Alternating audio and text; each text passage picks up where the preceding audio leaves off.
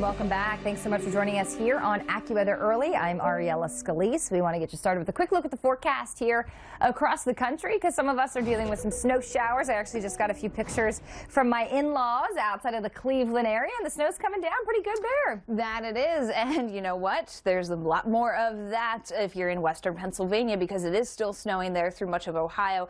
But if you're in New York, for example, not going to be as much. Yeah, I haven't looked outside recently here at State College. I haven't seen anything yet. But it didn't look like anything was actually falling and on the ground, although we still have plenty on the ground because it's been so cold. Moisture moving across Texas, but overall a nice day, sending some high clouds at times. And we started the day with some more steady showers, but now very light precipitation into Florida. Yeah, and that's going to be pretty much it as far as precipitation. Just even imagining that. So appreciate, of course, the update about the serious, still ongoing situation, but also being able to bring a little bit of a joy from such a hard situation. Yeah, let's see here. It's a cold and wintry pattern. That's true. We have another storm system slicing its way through Canada, and with enough cold air in place, I'm sure most of us have been bundling up across the Northeast. There is snow trying to work its way in. However, there's a lot of cold, dry air in place. And that's eating away at some of that snowfall potential out there for some locations. Here we are looking at the radar across the Northeast and the Great Lakes.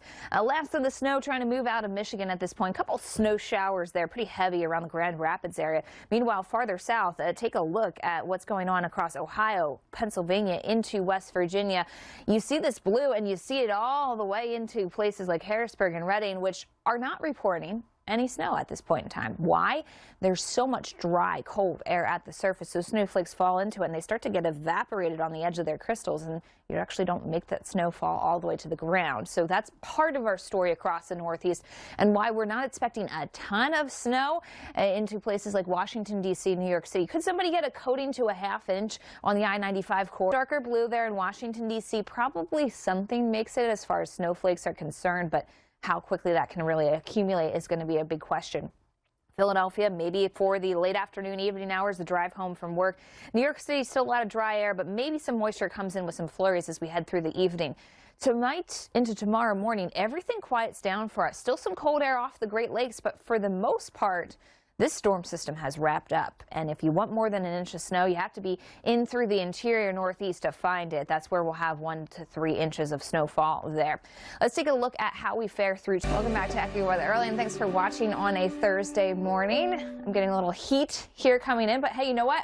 I need the heat, I guess, because it's cold outside. It is. They called her Jeff, because both Jeff and Bernie do have a history of not being on set on time. But I've had the graphics for you each time. You have. That is impressive. Mm-hmm. I feel like I was standing just off when I missed. Yeah, close. She was close. That is the tougher side because you have to have the maps ready. So it's like that at the very least. So I appreciated that, and we appreciate you being here regardless. Okay. Yeah. All right. Well, I feel a little bit more love. Good. All right. How about this? Blue outside into the radar, I should say, onto the radar after looking outside. And we're still seeing some snow moving across the Great Lakes right now, or yes, some of them, you see that ice cover. Others still not completely frozen over there, so still able to kick off some of that lake effect snow machine. Milder air starts to move through this afternoon, and that's going to be short-lived as we're going to see temperatures crash back down through the weekend.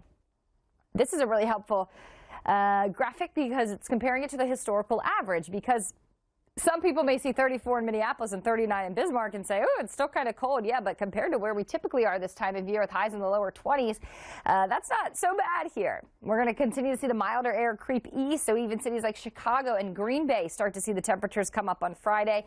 Behind the front, we'll start to get the snow and the cold, like Fargo at 33. And then there's so many factors that go into the AccuWeather real field temperature. We're going to have cities across North Dakota feeling like 20 to 30 degrees below zero, but we go farther south, or even Omaha, feels like 0 to evening. You can see the time of that making it towards Billings and Casper Friday into Friday night, and then Cheyenne down through Pueblo as we head into Friday night and Saturday evening. This is going to be a significant snow for some here, where we're talking about Scottsbluff 3 to 6 inches of snow, Denver closer to that 4 to 8, but we'll see much higher amounts there as you make your way farther to the west, where AccuWeather local storm max up to 24 inches of snow. Speaking of snow, D.C.